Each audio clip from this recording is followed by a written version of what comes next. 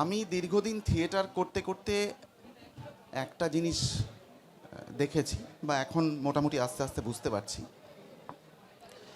যে এই মিডিয়ামের যে পেনিট্রেশন থাকলে মিডিয়া এটাতে একটা মনোযোগ দেবে, একটা পার্সেন্টেজ মনোযোগ দেবে, সেই পেনিট্রেশনটা এই মিডিয়ামের নেই। আমাদের কলকাতায় নেই বা বাংলায় নেই, রাদার ইন্ডিয়াতে নেই।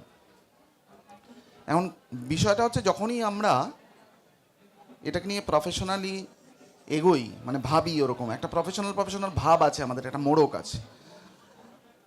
এই কল শোয়ের কথা বলতে হলেই যারা কল শো অ্যারেঞ্জার সবই তো বোঝেন, এরম বলতে শুরু, সবই তো বোঝেন। চেনা মুখ কেউ আছে? এই যে চেনা মুখ, এই চেনা মুখ শব্দটা অদ্ভুত। চেনা মুখ মানে যাকে অন্য কোনো মিডিয়াম দিয়ে চিনতে হবে, অর্থাৎ টেলিভিশন বা সিরিজ বা সিনেমা, সেইটা দিয়ে চিনতে হবে। তারপরে সেখানে তো থিয়েটার থাকছে না।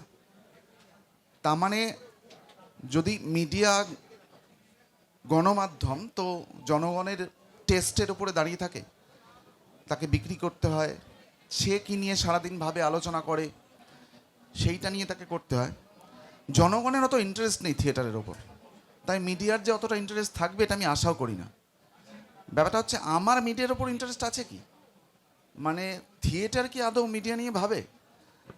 আসলে আমরা যারা থিয়েটার করি আদৌ এই থিয়েটারটা নিয়ে কি ভাবি? কজন আমরা রিহার্সালের বাইরে একটা থিয়েটারের ইনফ্রাস্ট্রাকচার, পরিকাঠামো, পেশাদার থিয়েটারের হতে গেলেও আরও কতগুলো ব্যাপার আছে, এসব নিয়ে আমরা কতটা কি নিজেরা ভেবে উঠতে পারছি যাতে মিডিয়া আমাদের দিকে মনোযোগ দেবে, বা আমরা মিডিয়ার দিকে মনোযোগ দিয়ে আমাদের রেঞ্জ অফ অডিয়েন্স এনহ্যান্স করার চেষ্টা করব, সেটা মনে হয় আমরা খুব বিস্তৃত হয়ে ভাবি না।